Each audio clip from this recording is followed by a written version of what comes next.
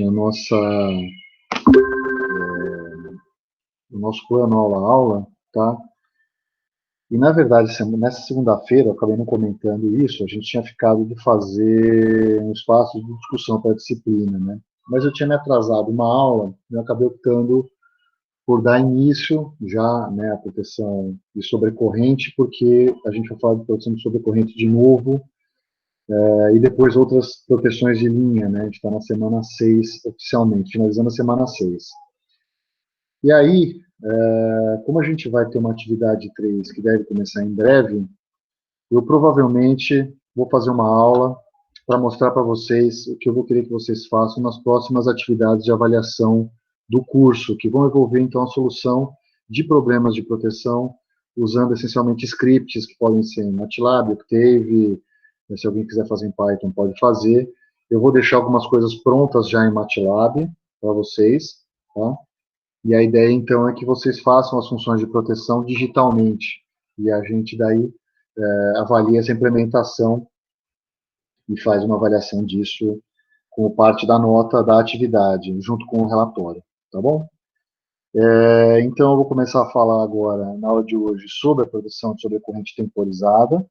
Vou falar sobre o ajuste dessa função, as técnicas de ajuste e os detalhes aí a respeito da implementação dessa função de proteção em redes radiais de distribuição ou redes radiais industriais. Tá? O objetivo é esse. Então, eu tinha falado sobre as curvas no final da aula passada, com essa correção aqui da função definida. Oi. Você podia comentar um pouco com a gente, ou no final da aula, sobre a atividade 2? Atividade? Posso sim. Eu me lembro disso mais ou menos, aí faltando uns 10 minutos, me interrompe, que aí eu comento um pouco. Provavelmente vocês nem começaram a fazer ainda, é isso? Não, Beleza. É o medo de começar e depois não conseguir, né? Não, tudo bem. Eu vou deixar que a gente converse um pouquinho, eu conto mais ou menos como é para vocês. Eu não quis deixar duas Ok, obrigado. porque é mais simples, tá? Mas me lembra aí, Adrian, que aí a gente... É o Adrian, né? Eu reconheci a voz direito. Isso. É isso aí, Adrian. Me lembra aí, faltando uns 10 minutos, que a gente comenta. Tá bom. Então, Ok. sobre a proteção de sobrecorrente temporizada, eu tinha finalizado com as curvas, né? E eu comentei com vocês na aula passada, antes de fazer o desenho lá do esquema industrial, do esquema de distribuição, né? Que eu falei um pouquinho sobre seletividade lógica, eu falei para vocês que aquelas curvas de tempo inverso, elas são definidas por norma, né? Existe uma norma, uma norma ANSI I3E, que define a curva, e existe uma norma IEC, ambas implementadas tipicamente nos relés de proteção, além de curvas que são obtidas a partir do comportamento físico mesmo, do relé de disco, do relé eletromecânico, e cada fabricante acaba tendo a sua própria curva, né? Eu vou falar, obviamente, das curvas padronizadas, que são aquelas que são utilizadas agora, né? Muito embora os fabricantes ofereçam suas soluções caseiras, são as curvas preferidas porque você consegue normatizar padronizar, né, a parte de ajustes da função de sobrecorrente. Então, o que a gente tem aqui, né, de proteção de sobrecorrente em termos de curvas, a gente tem duas famílias de curvas, tá? Como eu falei aqui, as curvas, a família de curvas do I3E ANSI, tá?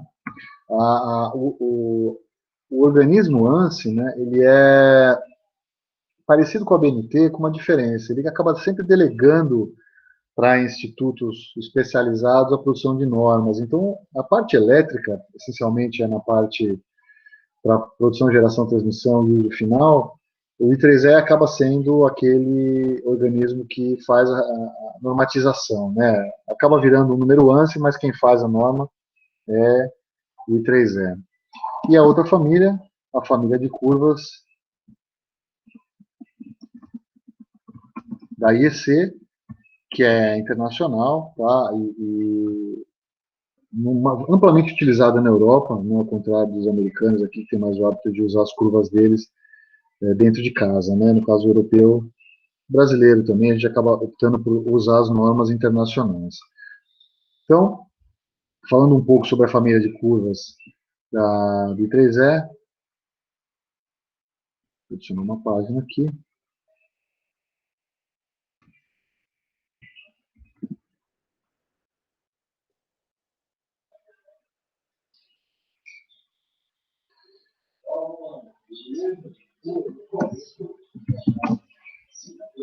A família de curvas do I3E respeita uma equação matemática, né, diferentemente das curvas que derivam aí do comportamento do relé eletromecânico. Essa equação, então, diz o seguinte: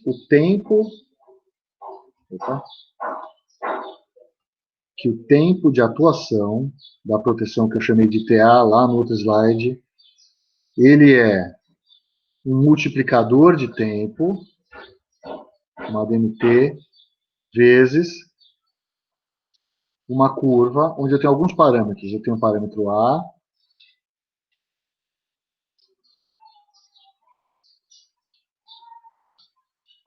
o parâmetro P e o parâmetro B. Tá? Esses três parâmetros, A, P e B, definem essencialmente a forma da curva, né? Ou seja, define, na verdade, o quanto ela é inversa, se ela é muito inversa, extremamente inversa, moderadamente inversa. Tá? O MT é um multiplicador de tempo ajustável, e ele serve para que você consiga fazer uma família de curvas, selecionando os parâmetros A, P e B iguais, só que com tempos de atuação diferentes. Né? Ele serve para você coordenar diversos relés de proteção que usam exatamente o mesmo tipo de curva, né? Sem ter que mexer no tipo de curva. Então, você tem a mesma curva para vários relés em série, por exemplo, naquele desenho que eu fiz do ambiente industrial, e o que você faz essencialmente é mudar o multiplicador de tempo, que ele ajusta o tempo de atuação sem alterar o perfil da curva. Tá? Então, MT.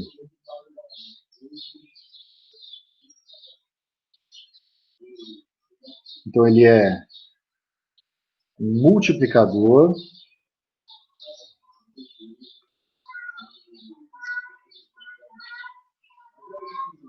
de tempo ajustável que serve então para você fazer coordenação de diversas curvas da mesma família.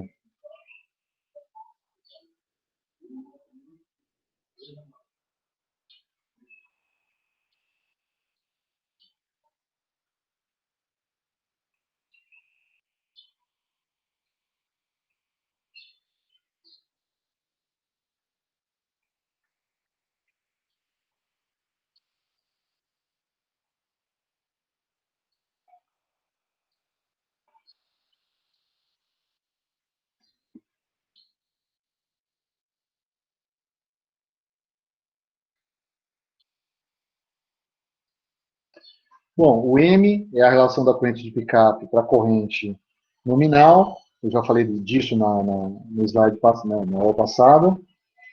E aí eu tenho os valores de A, B e P que categorizam essa curva, tá? Então, deixa eu montar uma tabela aqui.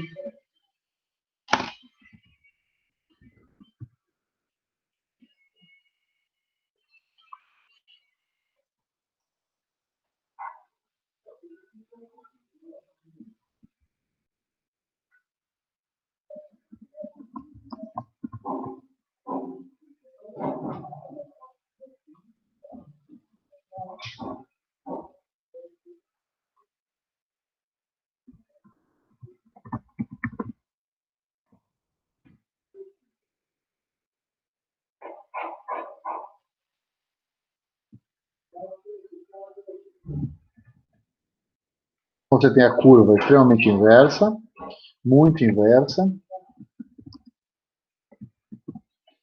e moderadamente inversa, são as três curvas que você tem da família de curvas ANSI, e 3 é ANSI.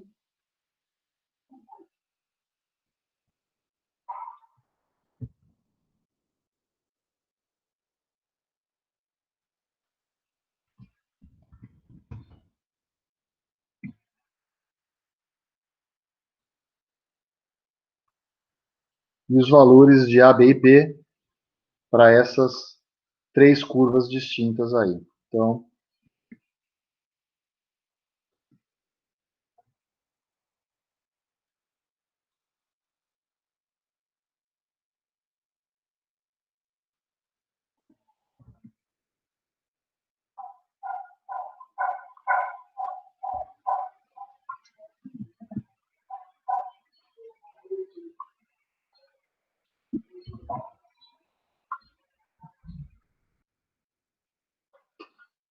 e aí os valores que eu tenho para a curva extremamente inversa, o A vale 28,2,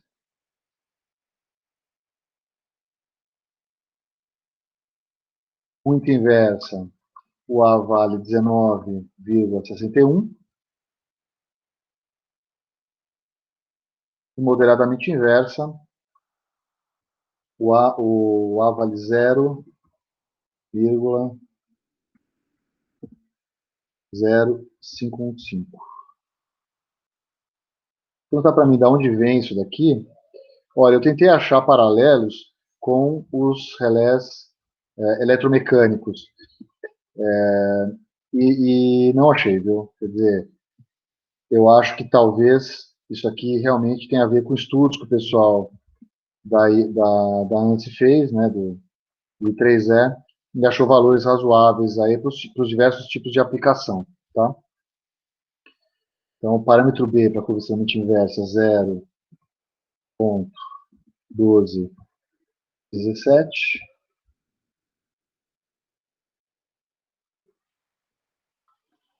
e para o P vale 2. Para a muito inversa, ele vale 0,491, e o P também vale 2.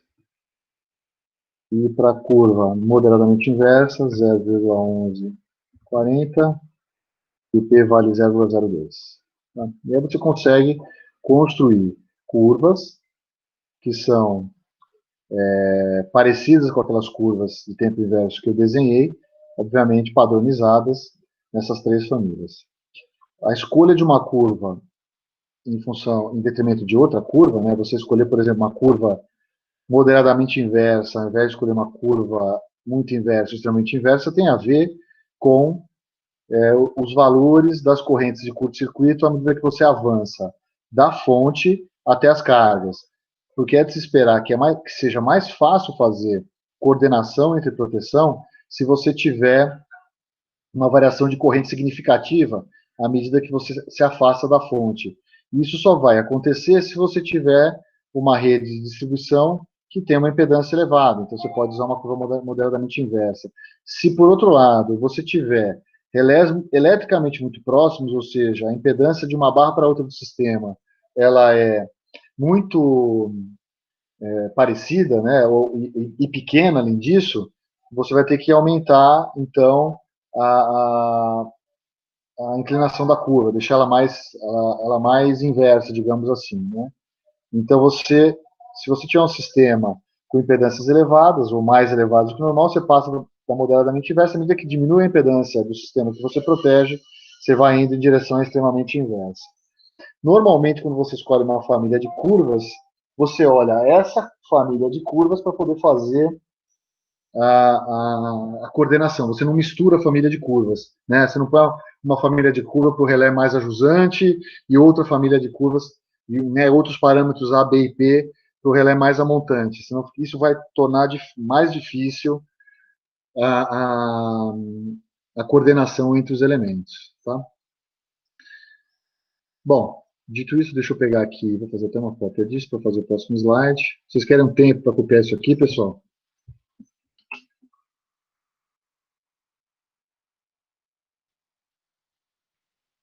Posso passar, gente? Ok, então vamos lá. O print é o jeito mais fácil. Vamos lá para a próxima. Então, vamos falar aqui da família de curvas da IEC agora, né? Falei da família de curvas do 3E.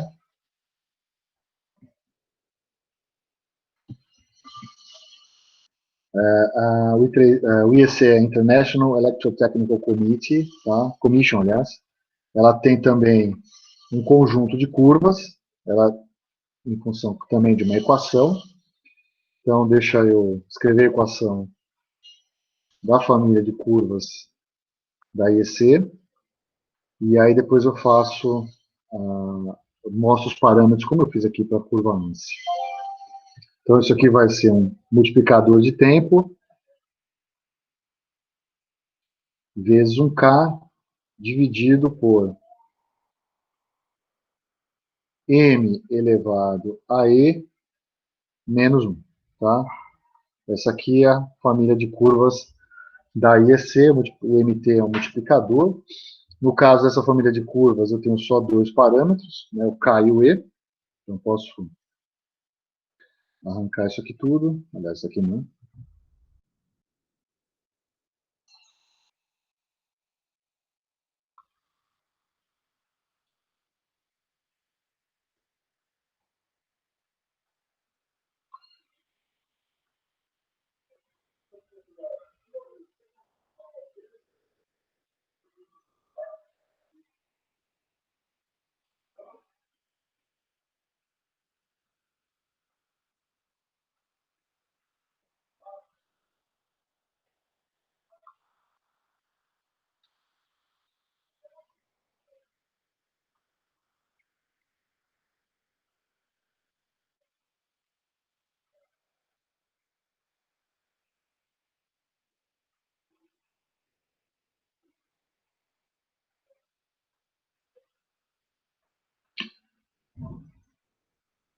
Parâmetro K, parâmetro E.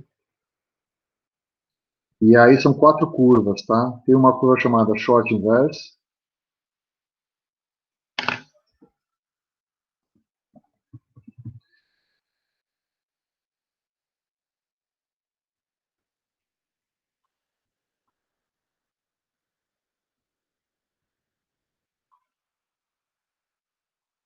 onde o K vale 0,05 e o E 0,04. Aí você tem mais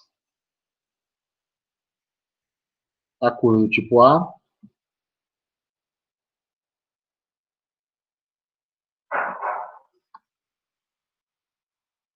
do tipo B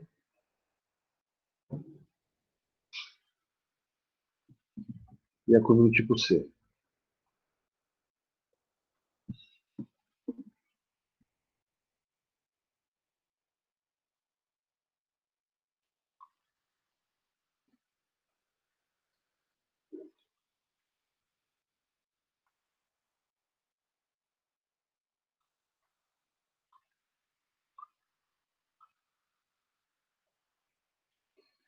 Então, para a curva do tipo A,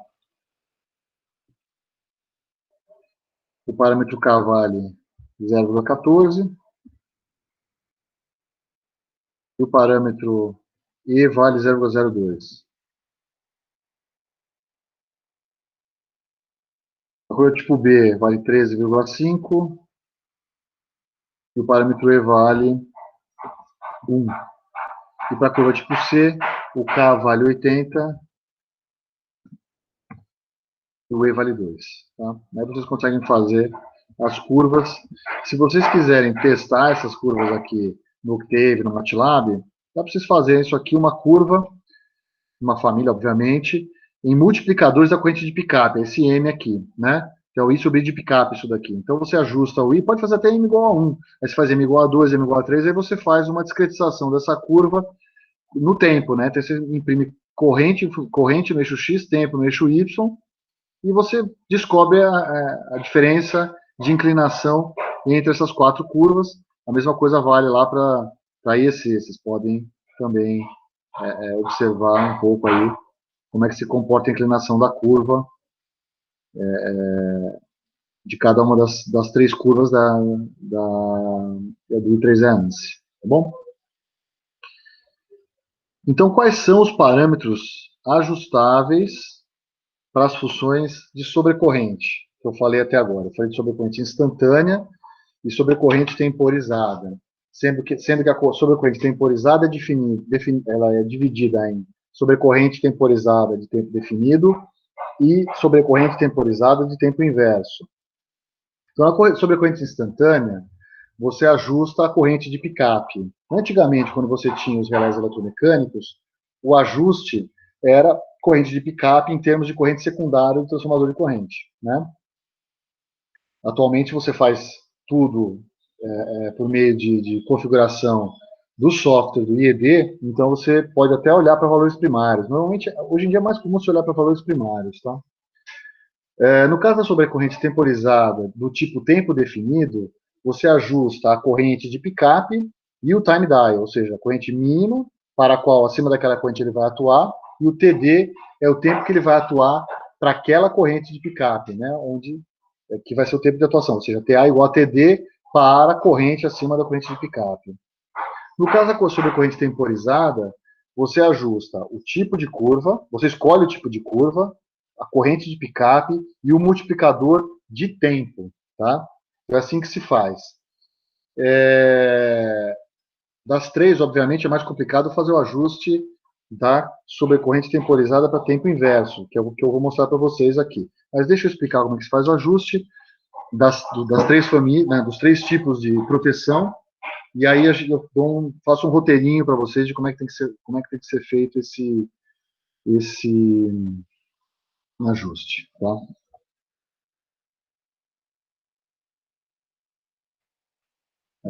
Eu não me lembro se eu estava no item 4.3 ou 4. Estava no 4.3. Aí foi sobre corrente, que é o A.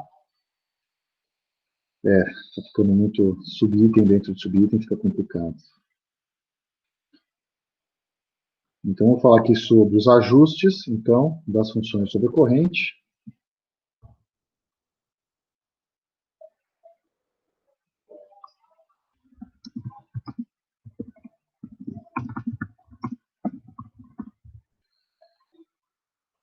Então, se for uma sobrecorrente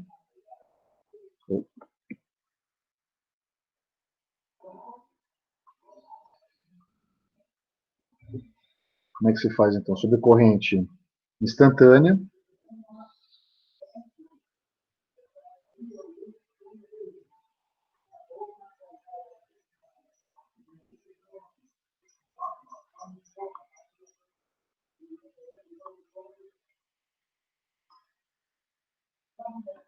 É a corrente de picape que você vai ajustar. É a corrente mínima de atuação do relé, né? Em relés eletromecânicos,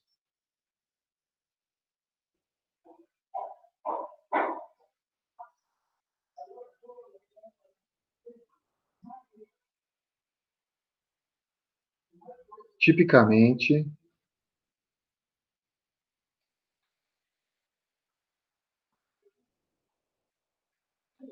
isso aqui é dado em termos da corrente secundária.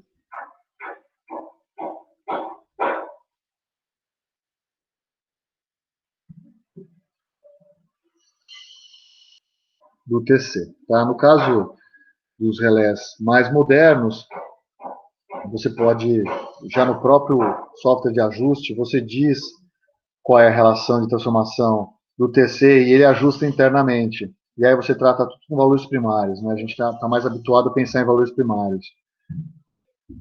Para a sobrecorrente temporizada,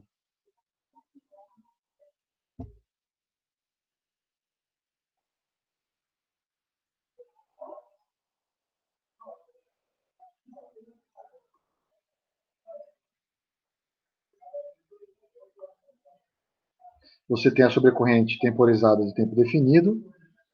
Então, se for tempo definido, quais são os ajustes que você deve fazer? A corrente de picape e o TD, né? Porque TA é igual a TD se I for maior que IPK, certo? Ou se o M for maior que 1, né? E para o tempo inverso,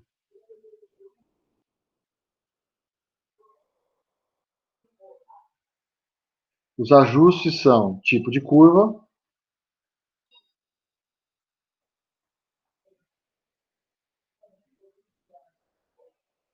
corrente de picape e o multiplicador de tempo, que um pouquinho mais para frente aqui na aula de hoje vocês vão entender por que eu consigo coordenar olhando para o multiplicador de tempo, tá? Um detalhe importante é que o tipo de curva,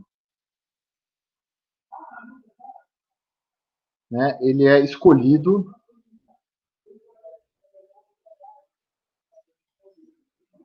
em função da distância elétrica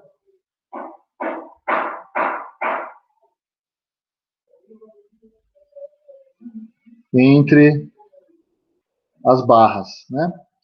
Então, imagina que eu tenha duas barras consecutivas num sistema radial, vamos imaginar a barra 10 e barra 20, e a fonte, ou o meu equivalente de fonte, está conectado na barra 10. Aí eu tenho carga na barra 10, carga na barra 20.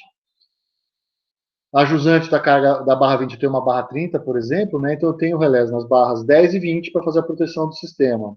O relé na barra 10 faz o backup do relé da barra 20, porque o relé da barra 20 protege o trecho entre as barras 20 e 30, e o relé 10 tem a sua proteção primária no trecho 10-20. Né? Então, na hora que eu faço, se a distância elétrica entre o trecho 10-20 e o trecho 20-30 for muito pequena, o que significa é que a corrente de curto-circuito na barra 10 e a corrente de curto-circuito na barra 20 são mais ou menos iguais. Então fica difícil você conseguir fazer algum tipo de coordenação usando uma curva que não seja muito inversa. Então, né, o quanto, né, a curva tem a sua inversão acentuada, né, o quanto ela é acentuada, né, o decaimento do tempo em relação à corrente, quanto mais acentuada para sistemas que têm menor distância elétrica. E aí você consegue coordenar melhor, porque a curva é acentuada por natureza. Tá? Então, quanto menor a distância elétrica entre duas barras, mais acentuada vai ter que ser a curva escolhida. Tudo bem? Dúvidas, pessoal?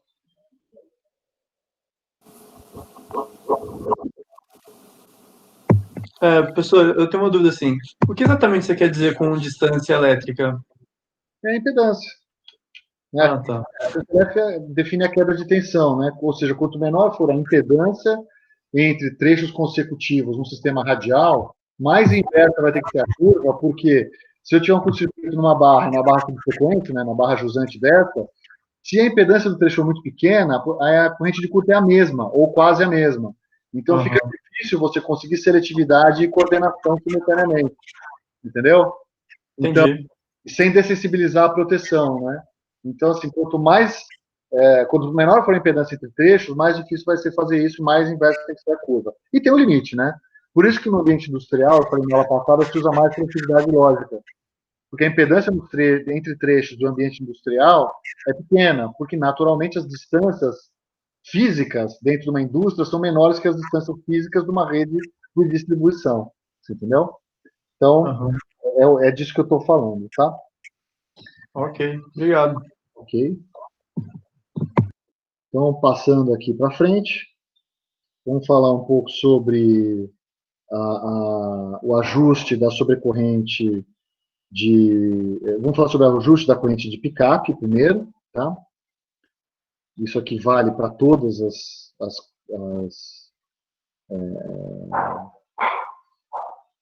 funções sobre corrente, né, temporizada, de tempo definido, de tempo inverso e a instantânea, né, que isso tem que ajustar a corrente de picape. Existe uma preocupação no ajuste da corrente de picape,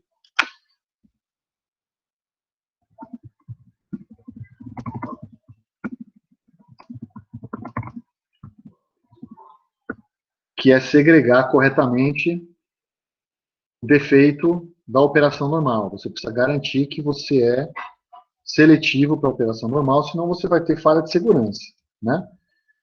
Então, o que se faz tipicamente? Você conhece a corrente máxima de carga do seu sistema, isso pode estar ou não relacionado com a corrente térmica do condutor que alimenta, tá? E tem que se tomar um certo cuidado com isso. Por exemplo, no caso da Eletropaulo, as saídas das subestações, elas são subterrâneas. Você não vê fio passando por cima do muro, tá? Seria uma loucura fazer isso, então o risco que você impõe aí para algum maluco que resolve entrar na subestação, tá? Então as saídas são subterrâneas. Então você pega a subestação numa área da cidade, né? Vamos desenhar aqui uma subestação. Então eu tenho aqui um terreno de uma subestação em São Paulo, né?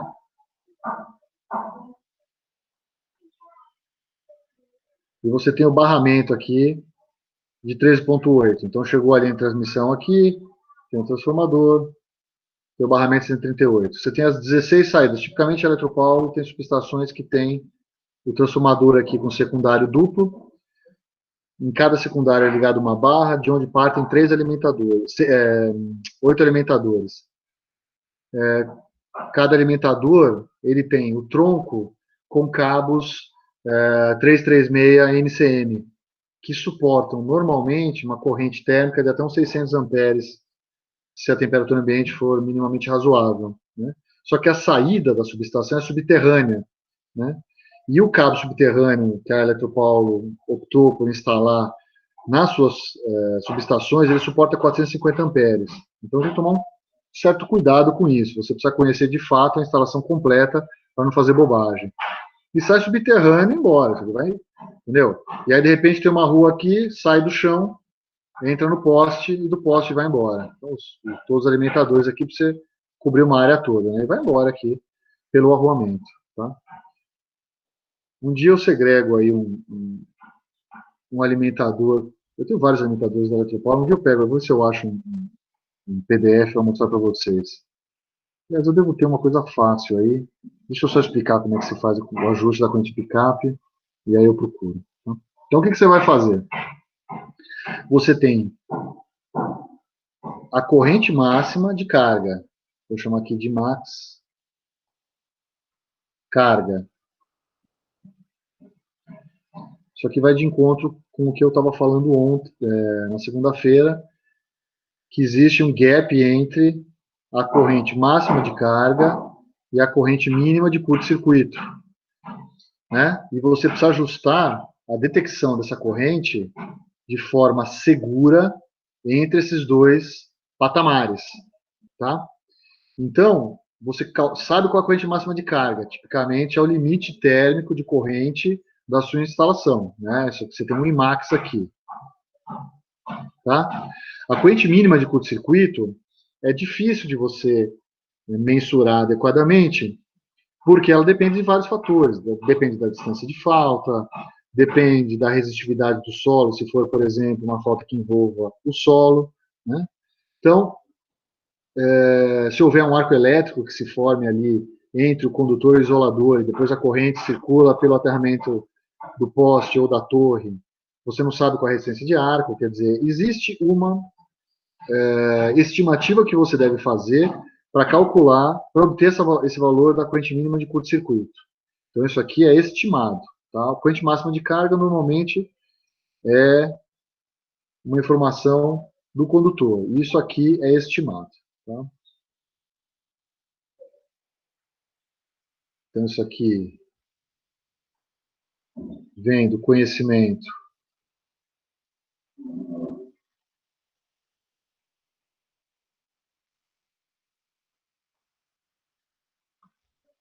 E isso aqui é estimado. Tá? Então, você não sabe qual é a resistência máxima que você pode ter num curto fase terra, numa região que tem uma resistividade do solo de 1.000 ohms-metro. Quanto vai ser essa resistência? Não sei, tem uma série de fatores ali que são difíceis de avaliar, né? A umidade do solo é um deles, a constituição do solo. Quer dizer, isso aqui é estimado e depende um pouco do conhecimento do projetista sobre a instalação especificamente, tá? A corrente máxima de carga não, é conhecimento do sistema. Como é que se faz o ajuste, então, da corrente de picape? Tanto faz para qualquer função de proteção. A corrente de picape tem que ficar entre a corrente máxima de carga e a corrente mínima de curto-circuito. Tipicamente, ela tem que ser maior do que 1,5 vezes a corrente máxima de carga e menor, umas 2 vezes menor do que a corrente mínima de curto-circuito, tá? Então, o picape, tipicamente, maior ou igual a 1,5 vezes a corrente máxima de carga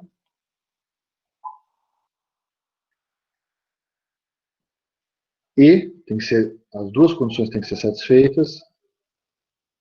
O picape tem que ser menor ou igual a I mínimo de curto-circuito dividido por 2. Tá? São essas duas condições que devem ser satisfeitas. Agora, lembrando que não existe seletividade por meio de temporização, no caso da sobrecorrente ANSI 50, né, que é instantânea. Então, o que você faz é tentar conseguir alguma seletividade pela escolha correta do I de picape. Então, para a sobrecorrente instantânea, a escolha do I de picape é um pouco diferente. O que você faz é olhar qual é a corrente máxima de curto-circuito na barra ajusante da sua barra, né? Ou seja, ela é vista pelo seu relé e pelo relé que está instalado na barra ajusante, e você faz com que a corrente de picape sua seja 1,25 vezes a corrente máxima de curto-circuito na barra jusante. Isso é um ajuste que se faz para a sobrecorrente instantânea, para garantir o mínimo de seletividade. Se você não fizer isso, você vai ter atuação indevida. Tá? Às vezes, a depender do sistema, se ele ficar muito tempo sem ser reajustado, né, e se ele evolui ao longo do tempo, acaba se usando um fator de segurança ainda maior. Né? Mas isso você dessensibiliza a proteção, quer dizer, você tem uma preocupação, né, com a seletividade para garantir que não vai ter atuação indevida, mas ao mesmo tempo você dessensibiliza um pouco a proteção. Mas é a sobrecorrente instantânea. Presume-se que nos sistemas você tenha proteção de retaguarda para essa função. Então, se ela não atuar porque ela não percebeu o defeito, né, porque você deixou ela um pouco menos sensível para não ter falha de segurança, vai ter alguma outra função que vai perceber esse defeito. Tá? Então, vamos fazer essa observação a respeito do caso sobre corrente instantânea.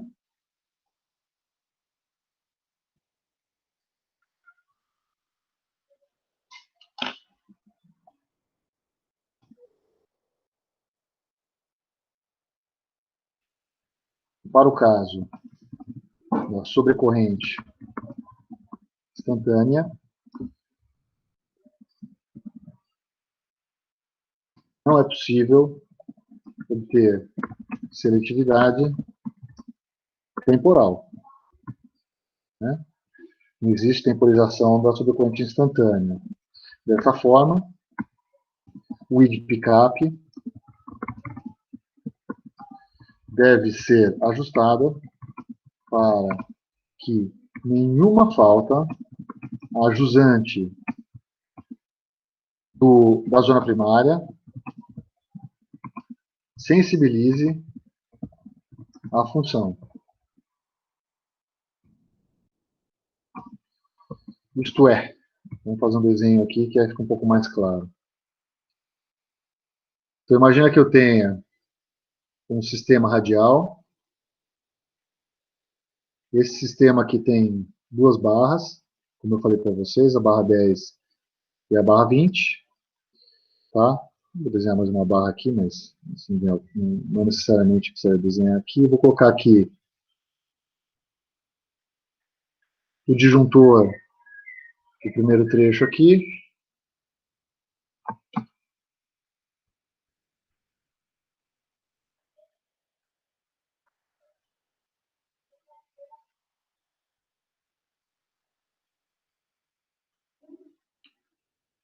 Aqui está a barra 10, aqui a barra 20, aqui está a barra 30, e a minha rede vai embora aqui, tá?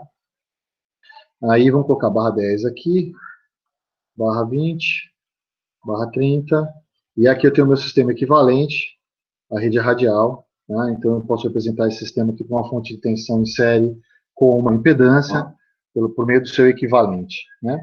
Então se eu for fazer a proteção usando sobrecorrente instantânea, eu tenho um TC que alimenta o meu relé de proteção que tem a função 50, já vou explicar como é que é essa simbologia que eu estou usando aqui. Na barra 20 a mesma coisa.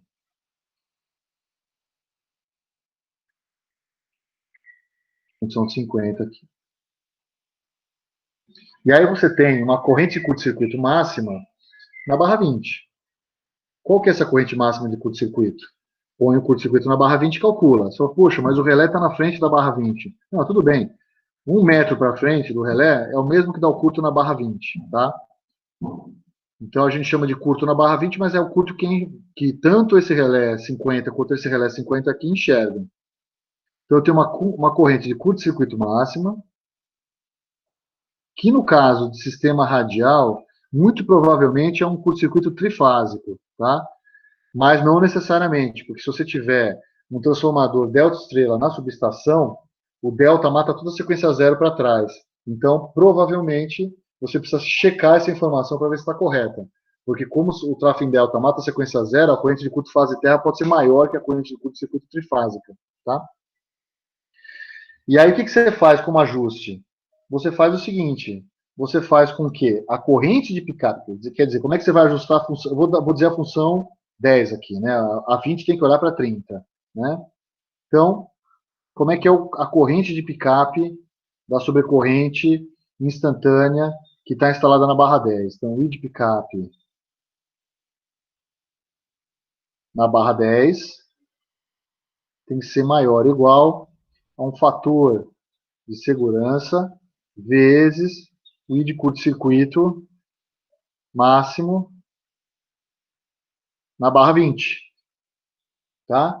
Isso garante que um curto-circuito na barra, no trecho 20/30, não vai sensibilizar a sobrecorrente instantânea da barra 10, produzindo desligamento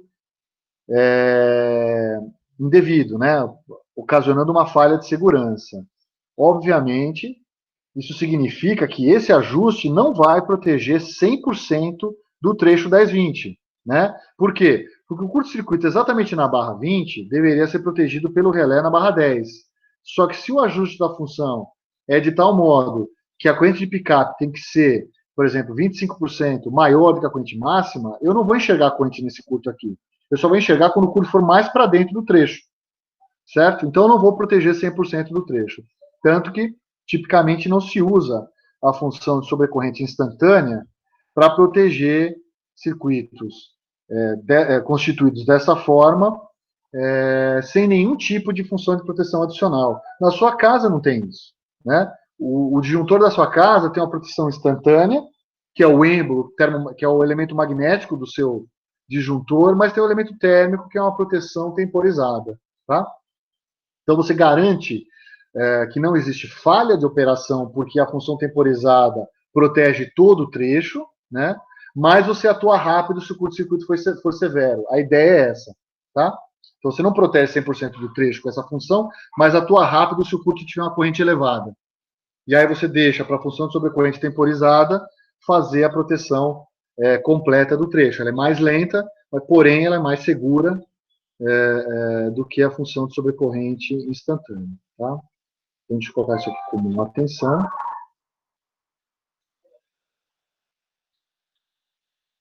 Então, esse ajuste não garante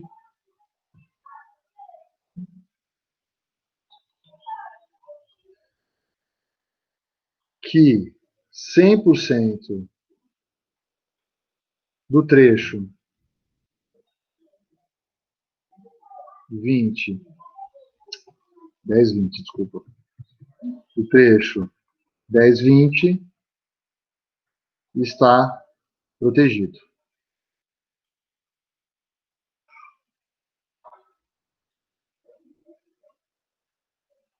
E isso é o que eu quero que vocês tenham em mente. Né? Quer dizer, o que você faz? Você deixa a proteção rápida, né?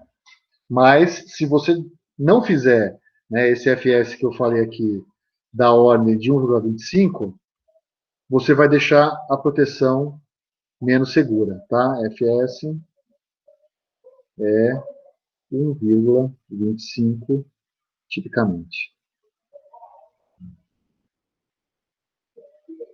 Tá? Mas olhando sempre para a barra seguinte, tá?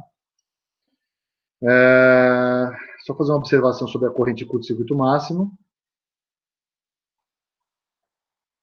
Então, essa corrente aqui,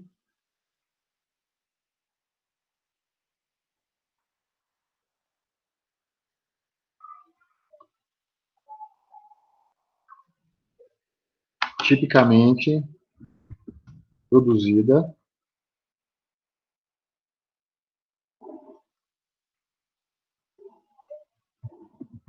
por um curto trifásico na barra 20. Tá?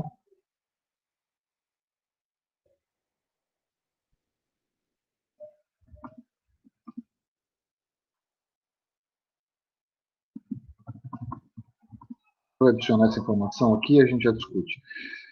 Quer dizer, a ideia é calcular o curto-circuito trifásico na barra 20.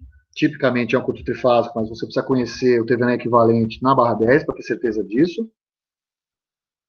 Você escolhe uma impedância baixa da fonte. Você fala, poxa, mas a impedância de fonte muda? Sim, muda. No sistema interligado muda constantemente, muda diariamente, porque ela depende da configuração do sistema. Então, se você tem eventos externos no sistema que fazem com que parte dele seja desligada, essa impedância aumenta. Se você tem mais fontes conectadas ao sistema, mais usinas de geração, naturalmente essa impedância diminui. Né? Então, ele é variável ao longo do dia. Tá? Então, você escolhe uma impedância de fonte baixa, ou seja, o sistema inteiro ligado com todas as linhas de transmissão interligando todas as usinas de geração e todos os elementos, aí você vai ter a impedância equivalente, e aí você calcula a corrente de curto-circuito. Tá? Lembrando sempre que você precisa de backup nessa função, porque ela é dessensibilizada naturalmente. Tudo bem? Dúvidas, pessoal? Posso continuar? Estão me ouvindo ainda?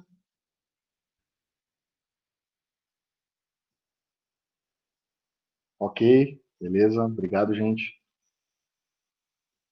Eu tenho que fazer uns pings em vocês de vez em quando, porque senão não sei se vocês estão me ouvindo ou não. E aí outra coisa, né? Quando você tem sistemas, talvez com mais incerteza de dados, ou com que você tem menos revisão dos ajustes e, portanto, o impacto, né, do TVN equivalente faz com que você mude a corrente de curto, você pode usar um fator de segurança ainda maior. Né? O objetivo sempre é evitar falha de segurança em sistema radial, porque falha de segurança em sistema radial significa desligamento indevido e desligamento de grandes porções do sistema radial, né, impactando, então, no fornecimento da energia, né, que é o que você não quer. Né? Se no sistema interligado você não quer ter falha de operação para manter o sistema funcionando, no sistema radial você não quer ter falha de segurança para manter ele funcionando. Então, a ideia sempre é trabalhar com os ajustes um pouco mais conservadores e com proteção de retaguarda. Bom, isso eu falei da sobrecorrente instantânea. Vamos falar sobre a sobrecorrente temporizada. Então, aqui, para o caso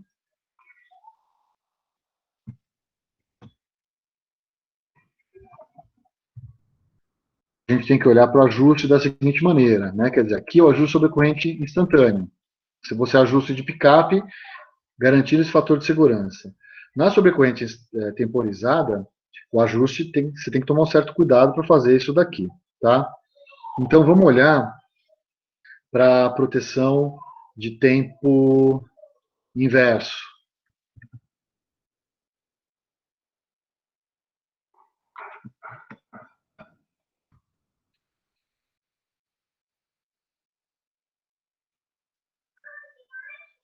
E também para tempo definido. Fechou.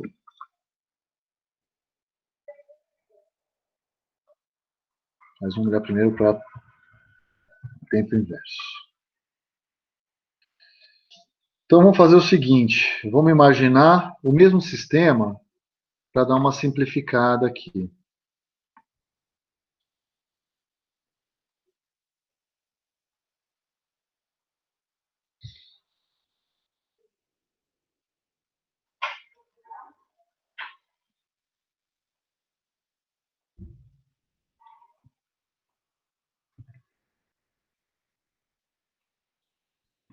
Pessoal, me dá só um minutinho que eu vou pegar o carregador do meu computador, senão ele vai desligar aqui. Eu já venho, espera só um minuto.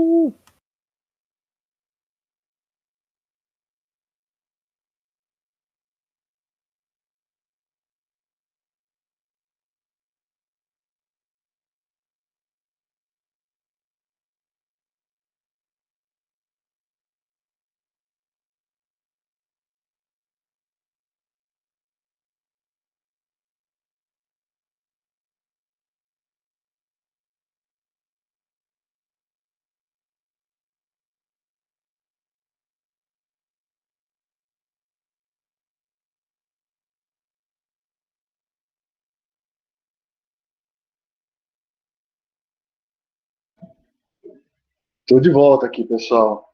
O chat está gravado, tá? Só para avisar aí.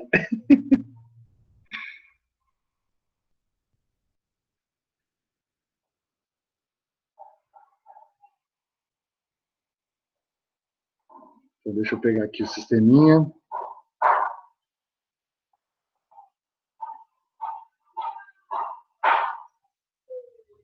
Pode gritar aí, pessoal, só não muito, tá?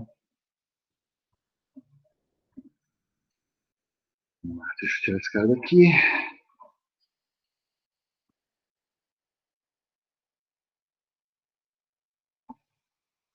E vou tirar os TCs, porque a medição é feita aqui mesmo. Deixa eu reduzir um pouco o tamanho dessa figura para poder caber uma de cada lado aqui. Será que eu consigo fazer isso aqui?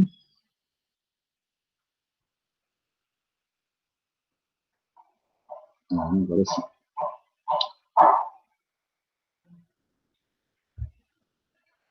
Pessoal, vamos prestar atenção aqui, porque agora a explicação aqui, eu vou explicar para vocês como é que a gente vai fazer o ajuste, tá? Então, é bom vocês prestarem atenção, porque agora eu vou... ela parece estranha essa explicação, porque o tempo roda ao contrário aqui, tá? Então é o seguinte...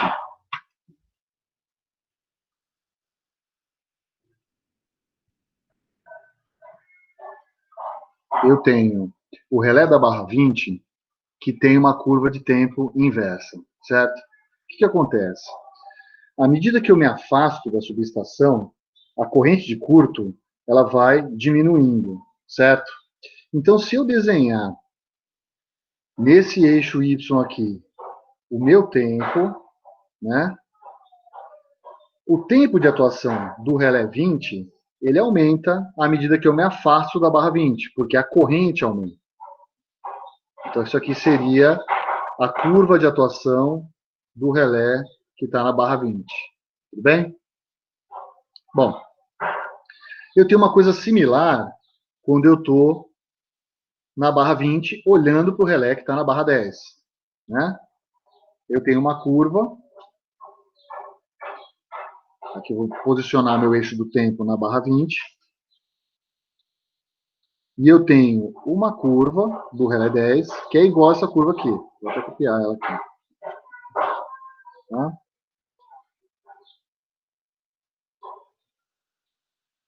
Vou trazer ela para cá, para me facilitar a vida no ajuste aqui. E essa aqui também.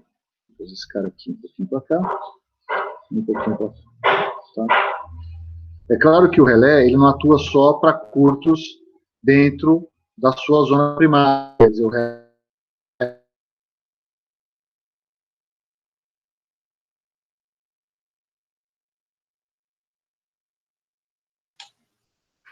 Sumiu a voz, professor.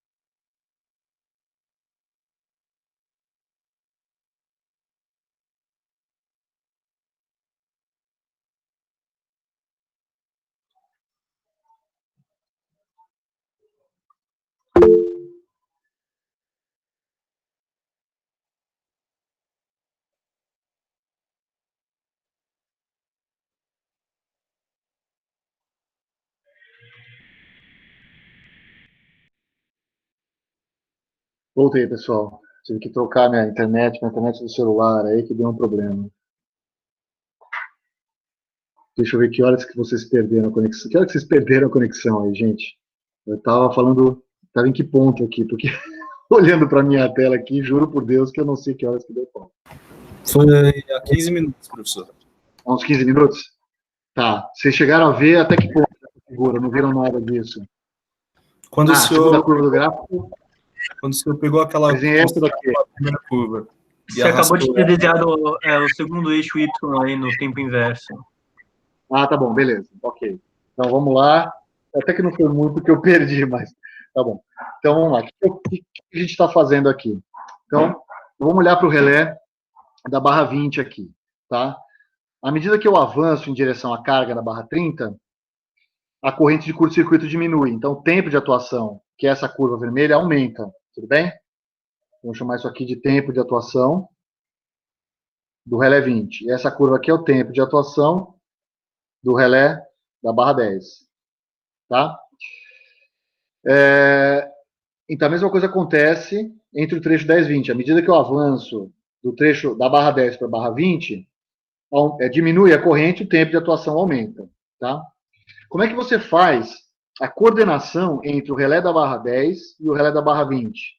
Você precisa garantir que para um curto-circuito na barra 20, na cara do relé da barra 20, o tempo de atuação do relé da barra 10 seja maior que o tempo de atuação do relé da barra 20. Você fala, pô, mas isso é fácil. Eu escolho as duas curvas iguais, e eu sei que vou ter uma corrente menor na barra 20 e os dois vão estar coordenados.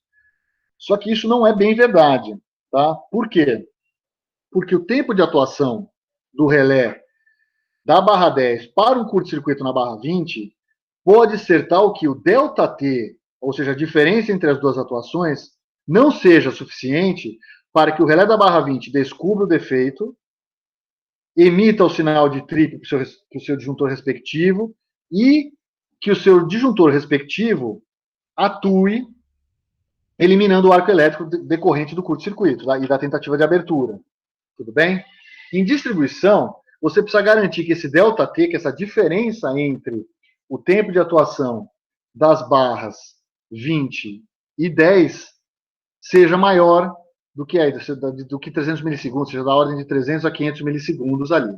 Tudo bem? E você faz isso na sequência. Então, você garante... Quer dizer, esse tempo de atuação, ele é melhor do que esse tempo de atuação aqui, ó. Porque, nesse caso, eu estou dando o mesmo tempo de atuação, ou seja, o tempo instantâneo, depende só da extinção do arco elétrico pelo disjuntor, né? E isso vai acontecer para um curto-circuito sendo protegido na zona 1 desse cara ou na zona 1 desse cara. Então, eu preciso encurtar a zona 1 desse cara aqui, para ele não dar trip para um curto-circuito na zona 1 desse cara aqui. Eu vou perder coordenação, aliás, eu vou ter falha de operação se eu tiver só essa proteção. No caso da proteção 51 temporizada, isso não vai acontecer. É claro, se houver falha no relé da barra 20, eu vou atuar com um tempo mais lento, que é o tempo que eu deveria atuar, que é esse tempo que está aqui, mais o ΔT que eu dou de segurança para o relé da barra 10 para que ele fique coordenado com o relé da barra 20. Tudo bem? Dúvidas aqui, pessoal? Professor, o curto é próximo à barra 20? Não, aqui não tem curto. Vamos imaginar que eu dei um curto-circuito aqui, ó. Tá. Eu dei um curto-circuito aqui. E vamos aumentar um pouquinho essa curva para a gente poder fazer essa comparação aqui. Tá? Com esse curto aqui, vou posicionar, então, uma reta aqui.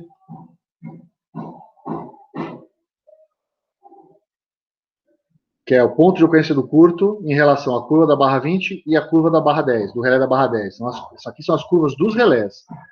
Perceba que o tempo que o relé leva para extinguir o defeito, o relé da barra 10 leva para extinguir o defeito que acontece aqui na cara do relé da barra 20 é maior do que o tempo que o relé da barra 20 leva para extinguir o mesmo defeito. Tudo bem? Sim, sim, sim. Então, é isso que você coordena. Por que isso é melhor do que fazer simplesmente sobrecorrente instantânea? Primeiro, porque aqui eu dou backup. Né? Se o relé da barra 20 falhar ou o disjuntor não conseguir abrir o defeito, o relé da barra 10 abre, obviamente com um tempo maior, mas abre. Ao mesmo tempo, no curto-circuito próximo da barra 10, o tempo de atuação é pequeno, como deveria ser. Tá? Isso ainda é melhor do que tempo definido, que era o que eu tinha desenhado e já não tinha percebido que eu tinha caído.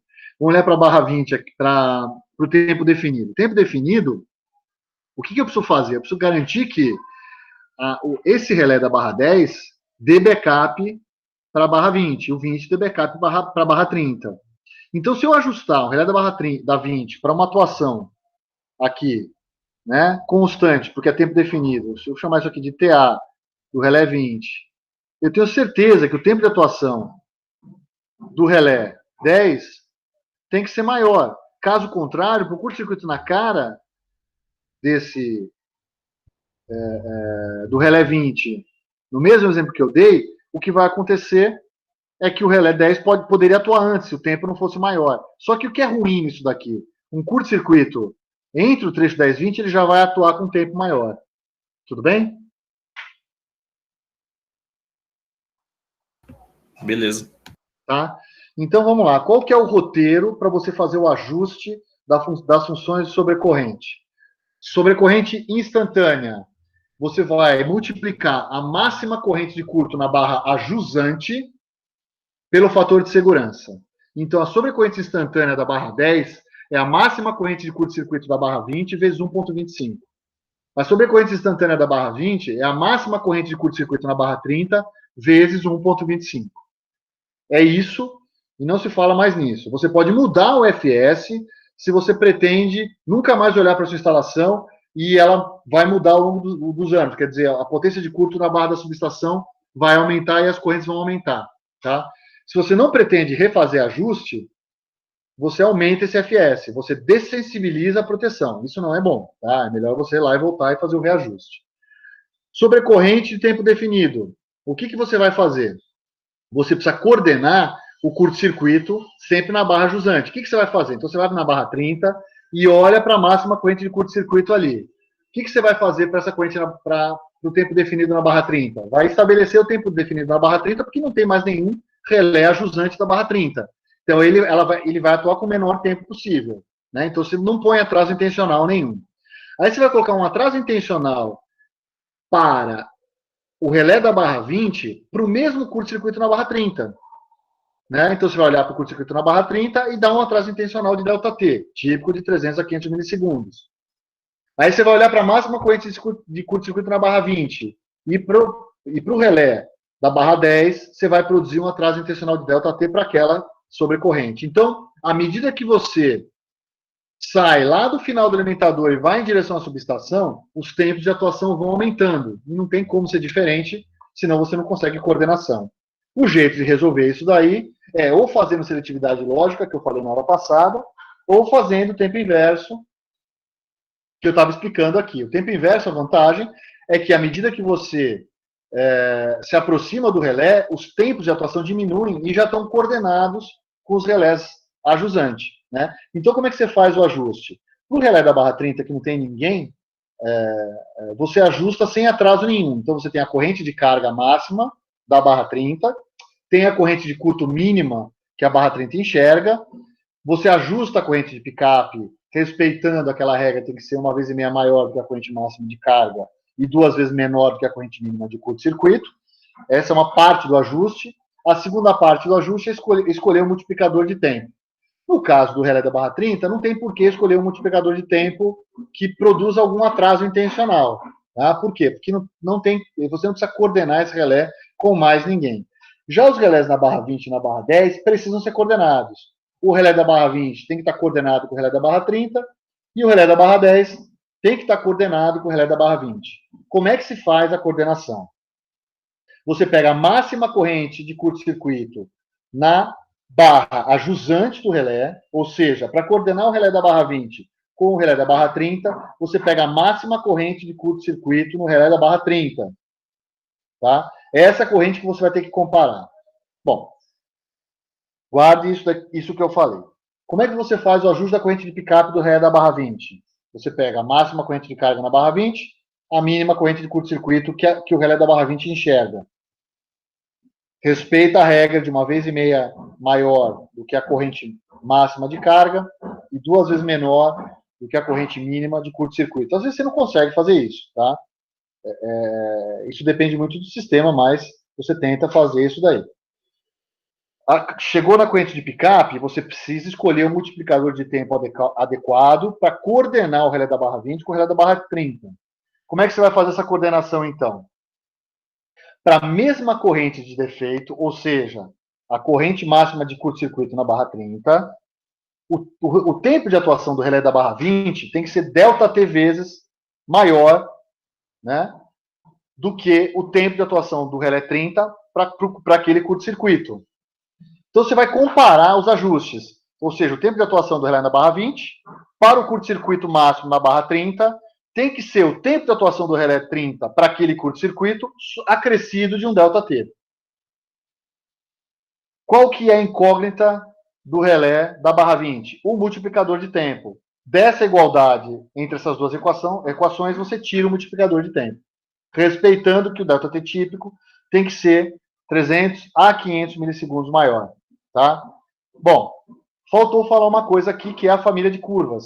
Então, você vai escolher a família de curvas antes, a priori, ou seja, você vai escolher se você vai seguir o I3E ou o IEC, e a depender do tipo de sistema, você vai escolher se a curva vai ser mais inversa ou menos inversa, né? Você vai escolher o quanto é acentuado essa curva de tempo inverso, tá?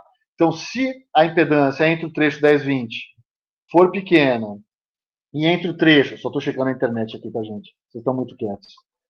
E se a impedância entre o trecho 20 e 30 for pequeno, você vai escolher uma curva extremamente inversa ou muito inversa, tá? Se não, você escolhe uma curva moderadamente inversa. Isso depende do sistema, não da carga, nem da potência de curva. Então, regra: escolhe a família, escolhe o tipo de curva dentro da família. Calcula a corrente de picape para todos os relés, para o relé 10, para o relé 20, para o relé 30. Para aquele relé que não precisa coordenar com ninguém, você, ao escolher a corrente de picape, você já sabe, e a curva, você já escolheu a família e o tipo de curva, você vai definir qual é o multiplicador de tempo. Não imponha nenhum atraso adicional, que isso é bobagem, tá? Bom, aí você vai ter qual é o tempo de atuação desse relé para a máxima corrente de curto na barra onde ele está instalado. Aí você volta uma barra para trás, em direção à fonte. Você já tem a corrente de picape desse relé, você tem a família de curvas e o tipo de curva. Agora, o tempo de atuação desse relé, mais um ΔT, aliás, tem que ser igual ao tempo de atuação do relé na barra ajusante, ou seja, no caso da 20 vai ser o relé na 30, mais o ΔT. Disso você tira o multiplicador de tempo. Aí você sabe o tempo de atuação do relé da barra 20 para o curto-circuito máximo da barra 20, você já definiu o multiplicador. Aí você volta para o relé da barra 10. E vai indo assim da última carga em direção até a subestação. Tá bom? Então, deixa eu escrever esse roteiro aí.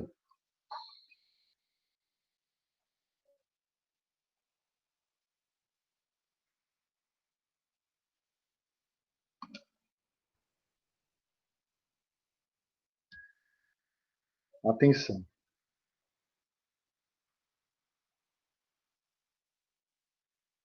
Neste exemplo, isso é importante, tá?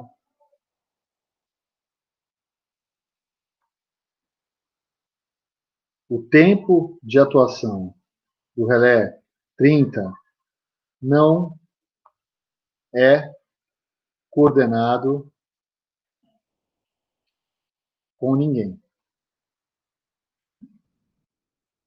tá? Então, o tempo de atuação do relé 30 depende do multiplicador de tempo e da curva escolhida. E esses dois caras aqui são arbitrários, tá?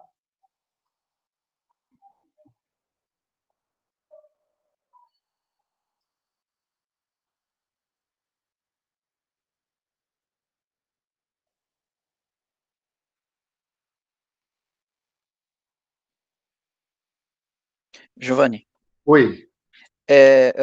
Tem duas dúvidas. O Lucas perguntou por que a curva do relé 10 não pode ser menos invertida.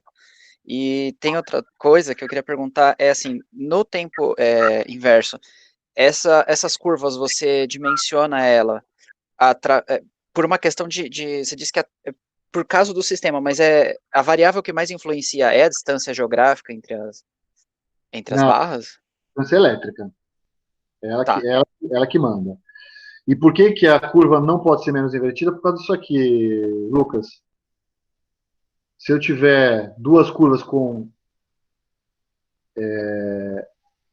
taxas aqui diferentes, eu vou ter uma curva, por exemplo, assim, moderadamente inversa, e uma curva acentuadamente inversa. Então, em determinado ponto da minha rede, eu vou ter um problema de coordenação. Tá bom? Ok? Então, vamos lá. Respondi as duas perguntas, gente.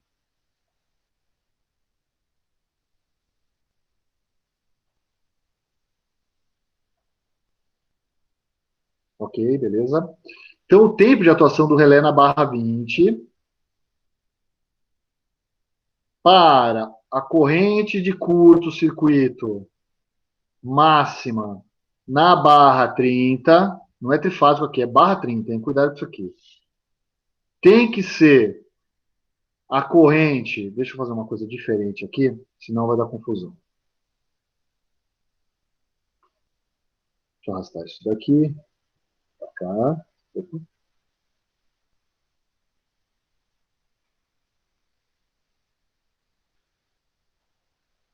O TA, ele é, na verdade, uma função disso daqui, certo? O tempo de atuação é função disso, e a curva escolhida envolve a corrente. Já aqui eu estou falando que o tempo de atuação do relé 20 para a corrente de curto-circuito máxima na barra 30, ele tem que ser o tempo de atuação do relé 30 para a mesma corrente de curto-circuito acrescido do ΔT que me garante a coordenação. Tá? E aí, se eu subir para o relé na barra 10, o tempo de atuação do relé 10 para um curto circuito máximo na barra 20 tem que ser igual ao tempo de atuação do relé 20 para o mesmo curto-circuito acrescido do mesmo ΔT. Tá? E assim que se faz, então, a coordenação. Tá? Deixa eu só colocar esse gráfico de lado, para quando vocês pegarem esse material depois, não ficar confuso. Vou botar no outro slide isso aqui.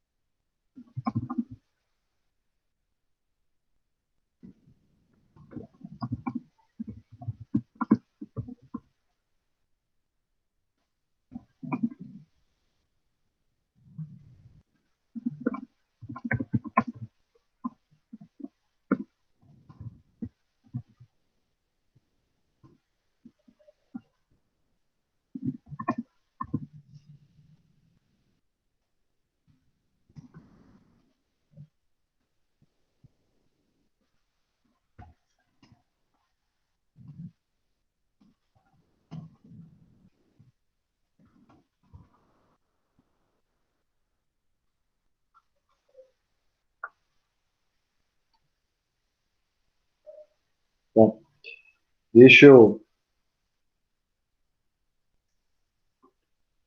Vamos falar sobre o trabalho, que já são... Está faltando 4 minutos, e aí na aula que vem eu retomo essa parte final aqui do ajuste da função de sobrecorrente. Né? Eu perdi 15 minutos, acabei não olhando para a tela e não vi que eu estava desconectado. Bom, o que vai ser... O que é solicitado nessa atividade 2? é solicitado que você faça a seleção de transformadores de corrente de modo a evitar a saturação por corrente alternada e evitar a saturação por componente aperiódica. Então, vocês vão ter que olhar para esses dois critérios. No caso da saturação por CA, tem que olhar o critério da tensão máxima da classe e da corrente máxima,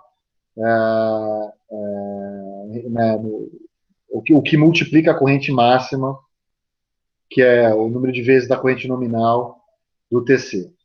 No caso da saturação por componente aperiódica, tem que olhar a relação entre o R e o X do sistema, tá? Como o TC é instalado por fase, cuidado que vocês têm que olhar a relação de fase disso daí, tá bom? Então, não é difícil isso daí, tá? É mais ou menos o que eu acabo fazendo quase todo ano, tá? Mas é essencialmente seleção de TC. Então, olhar para saturação por corrente alternada e saturação por componente unidirecional da corrente. E fazer a seleção do TC em função disso. Por que eu não deixei as 2 semanas? Porque é um exercício muito mais simples do que aquele de cálculo de curto-circuito, tá? São provas diferentes, como eu fiz também na primeira prova, tá? Mas também não tem nenhuma dificuldade muito crítica nisso, tá? É só olhar para o TC escolhido, fazer os cálculos ali do valor da corrente nominal, olhar para as correntes de curto-circuito, tomar cuidado com a relação RX do sistema, porque vocês vão ter que calcular aquela razão da tensão secundária máxima dividida por 1 sobre X sobre R, que é isso que define se o TC vai saturar para aquela componente unidirecional de corrente, tá?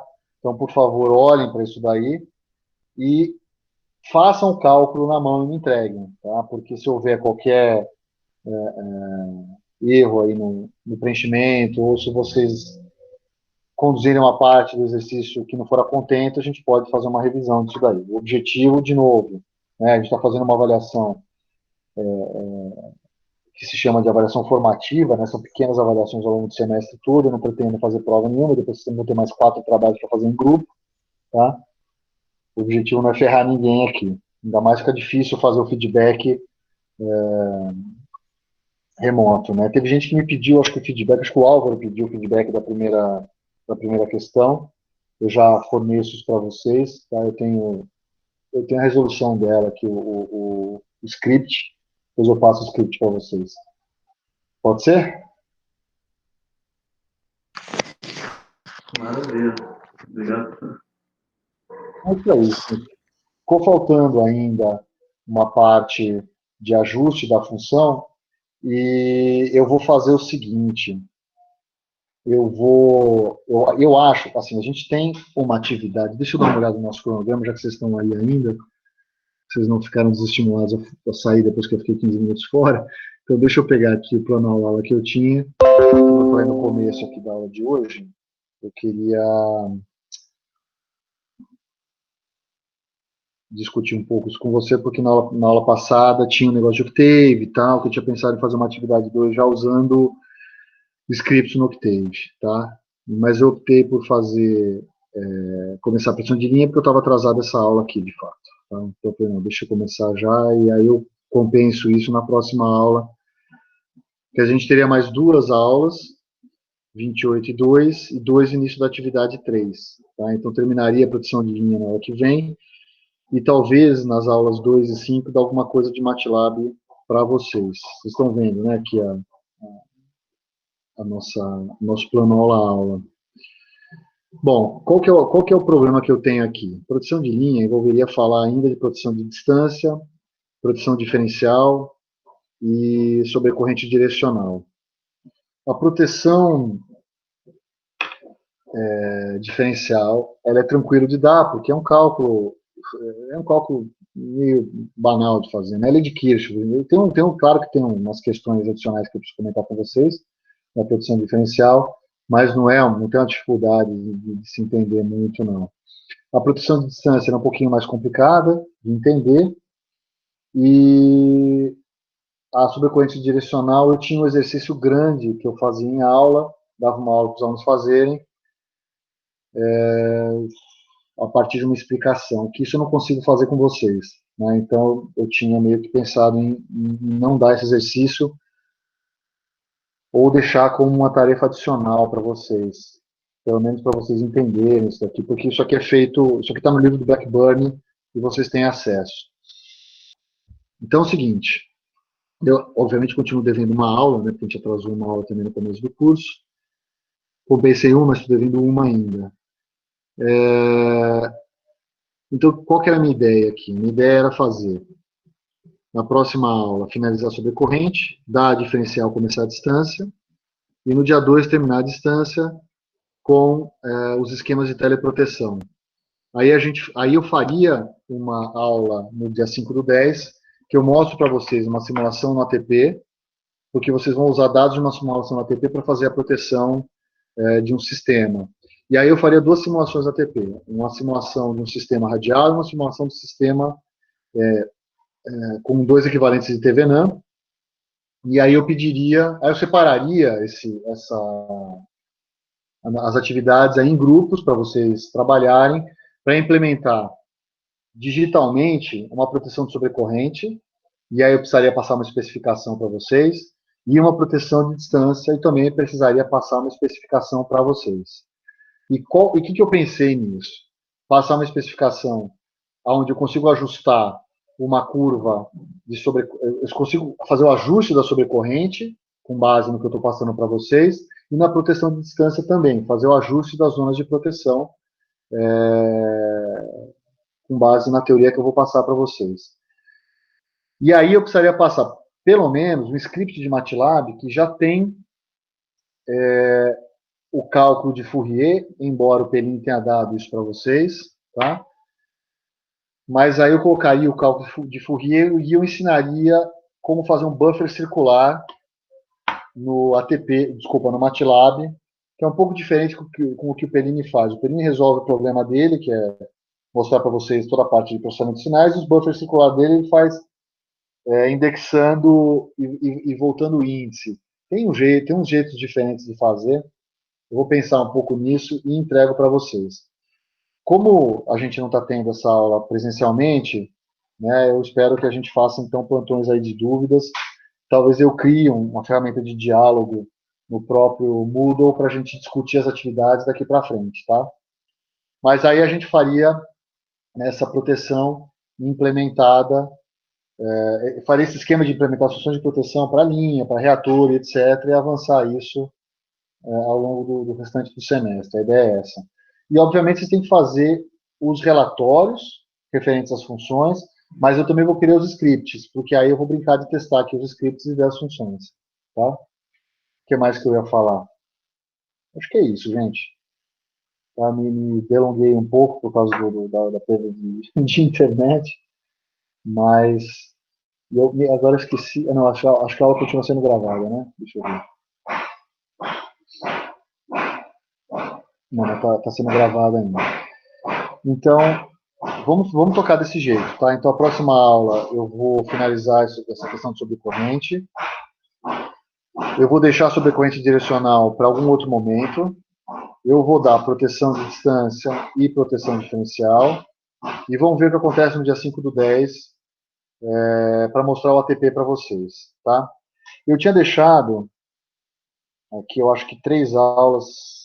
Não, eu tinha deixado 2 aulas para proteção de reatores e uma aula para proteção de transformadores. Aí talvez eu faça o seguinte, não, 2 de reatores e 3 transformadores. Não, 4 transformadores, não dá para dar direcional, tá? Então não vou correr com isso não.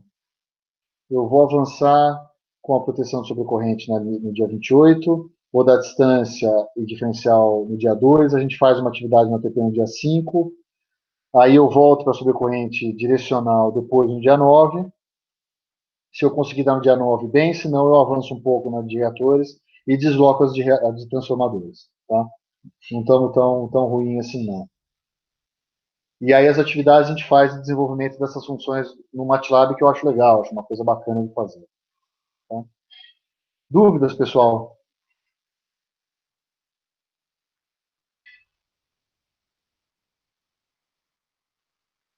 Então é isso aí. Bom, Eu tenho uma dúvida, na verdade, professor, sobre o exemplo diga. que a gente fez no fim da aula. Nesse caso, na barra 3.0, não teve nenhuma coordenação, né, na carga, mas existe algum caso em que a carga exige coordenação? Na verdade, não. Na verdade, o que você precisa garantir de coordenação da proteção da barra 30 é com a instalação elétrica ajusante da barra 30. No sentido de que o tempo de atuação para um curto-circuito ajusante da barra 30 não danifique permanentemente a instalação. Tá? Então, você coordena com a curva térmica do condutor. Mas isso já é feito, tá? Quer dizer, quando você especifica o condutor, ele já tem folga para isso. Então, dificilmente a proteção vai atuar e o condutor vai derreter antes da proteção atuar, só se ela estiver errada. Tá? Mas a preocupação deveria ser essa. Com relação à carga, normalmente o fabricante, se a carga é sensível, ele já provê a carga com a proteção adequada. Então, a sua televisão, por exemplo, tem proteção. Tá? Então, você não vai fazer a proteção da sua residência, tudo bem que eu estou falando de baixa tensão aqui, mas isso vale também para a média tensão. Você não vai fazer a proteção da média tensão pensando na carga do cliente. A carga do cliente ele que tem que resolver. Então, do ponto de conexão da carga do cliente para dentro da carga, seja ela eletrônica, eletromecânica, o que for, tem que ter proteção ali dentro. Tudo bem? Entendi, obrigado. Ok.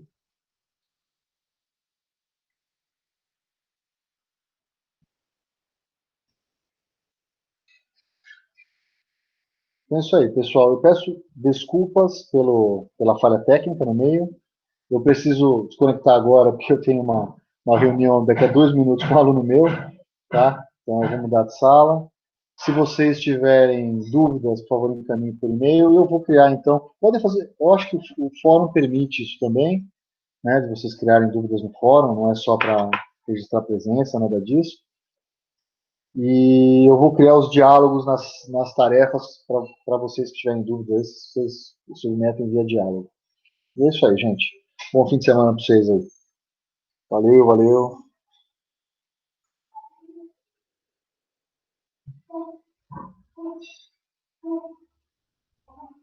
Falou, pessoal. Tchau, tchau. Tchau, Ana. Tchau, César. Thiago.